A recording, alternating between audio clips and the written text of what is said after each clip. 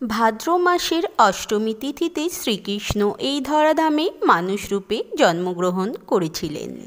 পৌরাণিক কাল থেকে ভগবান শ্রীকৃষ্ণের এই জন্মতিথির দিনটি জন্মাষ্টমী হিসাবে পালিত হয়। ভগবান শ্রীকৃষ্ণের এই জন্মাষ্টমী পালন করা হয় গোটা বিশ্ব জুড়ে। বিশেষ করে বৃন্দাবন ধাম, মথুরা ধাম, নবদ্বীপ ধাম, মায়াপুর ধাম ও ইস্কন ধামে ধুমধাম সহকারে পূজা করা হয়ে থাকে। এদিন শ্রীকৃষ্ণের শিশুরূপ নারুগোপাল রূপে পূজা করা হয়। এবছর অর্থাৎ 2025 সালে জন্মাষ্টমী পড়েছে 16ই আগস্ট শনিবার।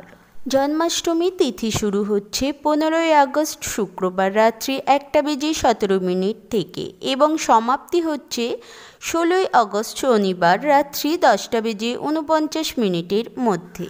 পারণের সময় 17ই আগস্ট 2025 রবিবার সকাল 6:45 মধ্যে। এই একই দিনে পালিত হবে নন্দ উৎসব স্নাত ও গোস্বামী মতে। এবার জেনে নেব গোপালের প্রিয় খাবার কি কি। গোপালের সবথেকে প্রিয় ভোগের মধ্যে অন্যতম হল মাখন মিশ্রি। মালপোয়া অন্যতম পছন্দের একটি খাবার। এরই সঙ্গে হলুদ লাড্ডু গোপালের খুবই প্রিয়। আরও রয়েছে নারকেলের নাড়ু এবং সাদা ক্ষীর।